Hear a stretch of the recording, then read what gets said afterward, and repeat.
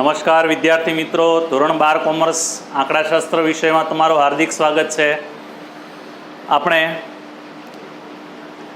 છેલ્લા થોડાક લેક્ચરોથી સુરેખ નિયત સંબંધ ચાલુ કર્યું છે અને સુરેખ નિયત સંબંધ નામના ચેપ્ટરની અંદર કેટલાક ટોપિક આપણે અત્યાર સુધીમાં ભણી ચૂકેલા છીએ. નિયત સંબંધ રેખાનું અન્વયોજન છેલ્લે આવ્યું. નિયત સંબંધ રેખાનું અન્વયોજન એટલે કે નિયત સંબંધ રેખા મેળવવાની પ્રક્રિયા, પણ આ છે એની રીત. નિયત સંબંધ રેખાનું અન્વયોજન કરવાની કુલ બે રીત છે. વિકર્ણ આકૃતિની રીત અને બીજી છે ન્યૂનતમ વર્ગોની રીત. ટોટલ 2 રીત છે. વિકર્ણ આકૃતિની રીતમાં ગ્રાફ છે અને ન્યૂનતમ વર્ગોની રીતમાં સૂત્રો છે. એટલે બંને રીતે દાખલા આપણે ગણીશું. શ્રેષ્ઠ અન્વયોજિત રેખા કોને કહેવાય? તો કે જે નિયત સંબંધ રેખા માટે તેમના ત્રુટિપદના વર્ગનો સરવાળો ન્યૂનતમ થાય. ન્યૂનતમ એટલે ઓછામાં ઓછો, તો એને શ્રેષ્ઠ અન્વયોજિત રેખા કહેવાય. અને નિયત સંબંધાંક બી, જેને નિયત સંબંધ રેખાનો ઢાળ પણ કહેવાય. નિરપેક્ષ ચલ એક્સની કિંમતમાં અમુક એકમનો ફેરફાર કરવાથી સાપેક્ષ ચલ વાયની કિંમતમાં જે અનુમાનિત અથવા અંદાજિત ફેરફાર જણાય છે તે અંદાજિત ફેરફારને નિયત સંબંધાંક કહેવાય. અથવા સાપેક્ષ ચલ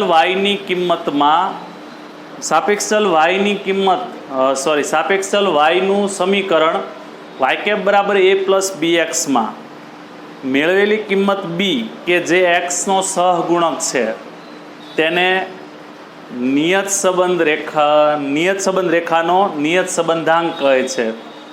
નિશ્ચયકતાનો આંક સંકેતમાં એને r² વડે દર્શાવાય છે મિત્રો. અને r² એટલે કે વિશ્વસનીયતાનું માપ.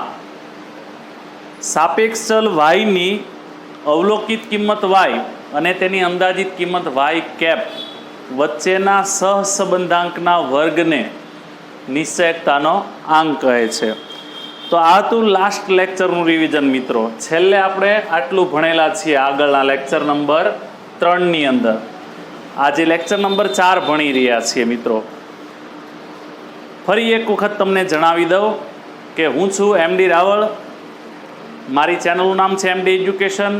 તમે અમારી ચેનલને સબસ્ક્રાઈબ કરો, લાઈક કરો, શેર કરો, કમેન્ટ્સ કરો અને તમારા મિત્રોને પણ ફોરવર્ડ કરો, જેથી કરીને તેઓ પણ ભણી શકે છે. તમને આ બોર્ડ ક્લિયરલી વંચાતું ન હોય તો તમે જમણી બાજુ ઉપર 3 ટપકા આપ્યા છે, ક્લિક કરો એટલે નીચે ક્વોલિટીનો ઓપ્શન ખુલશે. તેમાં તમે ક્વોલિટીનો ઓપ્શન 480 પિક્સલ અથવા એનાથી વધારે સિલેક્ટ કરો, જેથી કરીને તમને વધારે ક્લિયરિટી સાથે આ લેક્ચર જોવા મળે. ચાલો આજના લેક્ચરની વાત કરીએ. નિયત સંબંધ રેખાની ઉપયોગિતા. તો નિયત સંબંધ રેખાની આ 5 ઉપયોગિતા છે. નિયત સંબંધ રેખા ઉપયોગમાં શું આવે તે કહેવા માગે છે. તો એની વાત કરીએ કે નિરપેક્ષ ચલ એક્સની આપેલી કિંમત x માટે સાપેક્ષ ચલ વાયની અંદાજિત કિંમત મેળવી શકાય છે. એટલે કે માનો કે y બરાબર 1 પ્લસ 2x, આપણે 2x પ્લસ 1 લખતા હતા પણ 1 પ્લસ 2x લખો તોય કોઈ ફેર ના પડે. હવે માનો કે હું એક્સની કિંમત મૂકું. માનો કે એક્સની કિંમત થોડુંક સાઈડ પર લખું. y બરાબર 1 પ્લસ 2x. માનો કે હું એક્સની કિંમત અહીંયા 6 લઉં છું, તો વાયની કિંમતનો જવાબ આવશે 13. આ છે વાયની કિંમતનો અંદાજ. આ એક ઉપયોગ થયો કે નિરપેક્ષ ચલ એક્સની આપેલી કિંમત x, આ x એટલે કે 6 લીધા આપણે. નિરપેક્ષ ચલ એક્સની આપેલી કિંમત x માટે સાપેક્ષ ચલ વાયની કિંમતનો અંદાજ મેળવી શકાય છે, પૂર્વાનુમાન કરી શકાય છે. એટલે કહેવાનો મતલબ એવો થાય છે કે જ્યારે એક્સની કિંમત 6 હોય ને ત્યારે વાયની કિંમત કેટલી હોય છે? 13. નિરપેક્ષ ચલ એક્સની કિંમતમાં અમુક એકમનો વધારો કે ઘટાડો કરવાથી સાપેક્ષ ચલ વાયની કિંમતમાં કેટલો ફેરફાર થાય તે નક્કી કરી શકાય. જોઈએ નક્કી કરીએ. y બરાબર 1 + 2x. મિત્રો આપણે 6 છે 7 લઈએ. એક્સની કિંમત 7, મતલબ કે એક્સમાં એક એકમનો વધારો કર્યો તો વાયની કિંમતમાં કેટલો વધારો થયો? 2 એકમનો. એ 2 કયા એકમ? આ એક્સની આગળ જે છે ને તે, એને નિયત સંબંધાંક કહેવાય. વાયની કિંમતમાં જેટલો વધારો થાય જેને લીધે એ નિયત સંબંધાંક અથવા નિયત સંબંધ રેખાનો ઢાળ.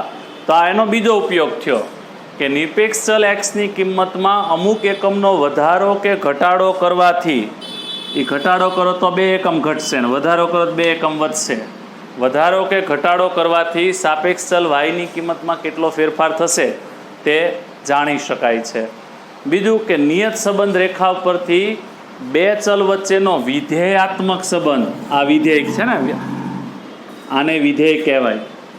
એટલે કે વિધેયાત્મક સંબંધ તમે જાણી શકો છો. ત્યાર પછી નિયત સંબંધ રેખા પરથી સાપેક્ષ ચલ વાયની અનુમાનિત કિંમતમાં ત્રુટિ હોય ને તો એ પણ જાણી શકાય. કારણ કે ત્રુટિનું સૂત્ર આવું છે, E બરાબર y માઇનસ y કેપ. આ y કેપ એટલે નિયત સંબંધ રેખાનો અંદાજ, અનુમાનિત કિંમત. તો નિયત સંબંધ રેખા પરથી સાપેક્ષ ચલ વાયની અનુમાનિત કિંમત શોધવામાં થતી ભૂલ હોય તો એ જાણી શકાય છે, ત્રુટિ. અને વ્યવહારિક ક્ષેત્રોમાં નિર્ણય ઘડતર માટે નિયત સંબંધાંક ઉપયોગી છે. આ હતા નિયત સંબંધ રેખાના ઉપયોગો. મિત્રો ફરી એક વખત કે એક્સની કિંમતમાં અમુક એકમનો વધારો ઘટાડો કરો તો વાયમાં કેટલો વધારો ઘટાડો થાય તે જાણી શકાય છે. એક્સની કિંમત આપેલી હોય તો વાયની કિંમત કેટલી હશે તે જાણી શકાય છે. 2 સહસંબંધિત ચલો વચ્ચેનો વિધેયાત્મક સંબંધ પણ જાણી શકાય છે. વિધેયાત્મક એટલે વિધેય ટાઈપનો. અને નિયત સંબંધ રેખા પરથી સાપેક્ષ ચલ વાયની અનુમાનિત કિંમત શોધવામાં જે ભૂલ થાય તે ભૂલ પણ જાણી શકાય છે. વ્યવહારિક ક્ષેત્રોમાં નિર્ણય ઘડતર માટે નિયત સંબંધ ખૂબ જ ઉપયોગી છે. ચાલો, આ હતા નિયત સંબંધ રેખાની ઉપયોગિતા. અને 2-3 ઉપયોગિતા તો કમસે કમ મોઢે કરી રાખવાની, 4-1. કારણ કે પરીક્ષામાં માનો કે બાય ચાન્સ 2 માર્ક્સમાં પૂછાઈ જાય કે નિયત સંબંધ રેખાની ઉપયોગિતા જણાવો, માર્ક્સ 2, તો તમારે 4 મુદ્દા લખવા પડશે. મિત્રો 2 મુદ્દાએથી કામ નહીં ચાલે, 4 મુદ્દા લખવા પડશે, અડધો માર્ક્સ, એટલે 2 માર્ક્સ એ હિસાબે તમને આપવામાં આવશે. ચાલો, મોસ્ટ આઈએમપી ટોપિક મિત્રો ખાસ ધ્યાન આપજો. મોસ્ટ આઈએમપી નિયત સંબંધાંકના ગુણધર્મો. અને પૂછાય જ તેને દાખલામાં કામ આવે ને આવે જ. તમે કોઈ બી દાખલો ગણો સહસંબંધાંક, નિયત સંબંધાંકનો, તો એ બંનેના ગુણધર્મો બોર્ડની પરીક્ષા માટે મોસ્ટ આઈએમપી. મિત્રો દર વર્ષે જે બોર્ડની પરીક્ષા લેવાય છે એમાં ક્યાં તો નિયત સંબંધાંકના ગુણધર્મો આવે છે, ક્યાં તો સહસંબંધાંકના ગુણધર્મો આવે છે, ક્યાં તો નિયત સંબંધ રેખાની ઉપયોગિતા આવે છે. સહસંબંધની ઉપયોગિતા નથી આવતી ક્યારે, એટલે એમાં ખોટું ટાઈમ વેસ્ટ કરવાની જરૂર નથી. તો નિયત સંબંધાંકના ગુણધર્મોની વાત કરીએ. 8 ગુણધર્મો છે મિત્રો.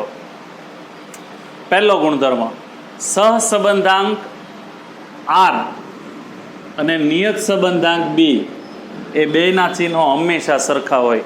તમે 2 દાખલા ગણો એક જ રકમ પરથી, એક દાખલો સહસંબંધાંકનો ને એક નિયત સંબંધાંકનો, રકમ એકની એક જ, તો બંનેના ચિહ્ન સરખા આવશે. જવાબ ઓછા વધારે હોઈ શકે બંનેના, પણ બંનેના ચિહ્નો કેવા આવશે? હંમેશા સમાન. બંનેના ચિહ્નો સમાન આવશે. નિયત સંબંધાંક ઉગમ બિંદુથી સ્વતંત્ર છે. એટલે કે તમને યાદ હોય તો સહસંબંધાંક શોધવા માટે આપણે યુવીની રીત કરતા હતા, અને યુવીની રીત કરવા માટે એક્સમાંથી આપણે ગમે એટલા બાદ કરતા, ઉમેરતા, ભાગતા, ગુણતા, મતલબ કે ભાગુ સબા એ કરતા યુવીવાળી રીતમાં. પણ આ વખતે ચેપ્ટર નંબર 3 નિયત સંબંધની અંદર ધ્યાન રાખજો મિત્રો, તમે ફક્ત સરવાળા બાદબાકી કરશો ને તો જવાબમાં કંઈ અસર થશે નહીં, કારણ કે ઉગમ બિંદુથી સ્વતંત્ર છે. ઉગમ બિંદુ એટલે સરવાળો બાદબાકી. નિયત સંબંધાંકના માપ ઉપર તમે સરવાળા બાદબાકીની અસર નહીં થાય. તમે એક્સમાં ગમે એટલા ઉમેરશો, બાદ કરશો, કોઈ ફેર નહીં પડે. પરંતુ માપના પરિવર્તનથી, માપ એટલે ગુણાકાર ને ભાગાકાર, માપના પરિવર્તનથી સ્વતંત્ર નથી. એટલે કે તમે રકમમાં ગુણાકાર કે ભાગાકાર કરશો તો એની અસર સીધી જવાબ ઉપર થશે. એટલે જ્યારે પણ દાખલો આવશે યુઈની રીતે કરવાનો તો આપણે તમને આ મુદ્દો ફરીથી યાદ કરાવીશું કે આ એનો ગુણધર્મ છે. બરાબર, ઉગમ બિંદુથી સ્વતંત્ર છે મતલબ કે પ્લસ માઇનસની અસર નથી થતી, પરંતુ માપના પરિવર્તનથી સ્વતંત્ર નથી મતલબ કે ગુણાકાર ભાગાકારની અસર એને થાય છે. નિયત સંબંધાંક નિરપેક્ષ, આ એનો ઉપયોગ બતાવે છે, ઉપયોગ જ બેઠવામાં નાખી દીધો છે કે નિરપેક્ષ ચલ એટલે કે એક્સની કિંમતમાં એક એકમનો ફેરફાર કરવાથી સાપેક્ષ ચલ વાયની કિંમતમાં કેટલો ફેરફાર થાય તે જાણી શકાય છે. આ જ મુદ્દો બેઠો એમાં એ લોકોએ મૂકી દીધો છે. ચાલો, નિયત સંબંધાંકની કિંમત 1 કરતાં વધારે કે ઓછી હોઈ શકે, યાદ રાખજો, પણ સહસંબંધાંકનો નહીં. સહસંબંધાંકનો જવાબ -1 અને +1ની વચ્ચે જ આવે જવાબ. જ્યારે આનો જવાબ 1 કરતાં નાનો પણ હોઈ શકે અને 1 કરતાં મોટો પણ હોઈ શકે. જવાબ 5 પોઈન્ટ પણ આવી શકે અને 20 પોઈન્ટ પણ આવી શકે. નિયત સંબંધાંકનો નિયત સંબંધાંક કેવું માપ છે? સાપેક્ષ. સહસંબંધાંક કેવું માપ છે? નિરપેક્ષ. સહસંબંધાંક કેવું માપ છે? નિરપેક્ષ. નિયત સંબંધાંક સાપેક્ષ. યાદ રાખજો, સૂચકાંક પહેલું ચેપ્ટર સાપેક્ષ માપ, બીજું ચેપ્ટર સહસંબંધ નિરપેક્ષ માપ, ત્રીજું ચેપ્ટર નિયત સંબંધાંક સાપેક્ષ માપ. એવું યાદ રાખો, પહેલું ચેપ્ટર સાપેક્ષ, બીજું ચેપ્ટર નિરપેક્ષ, ત્રીજું ચેપ્ટર સાપેક્ષ.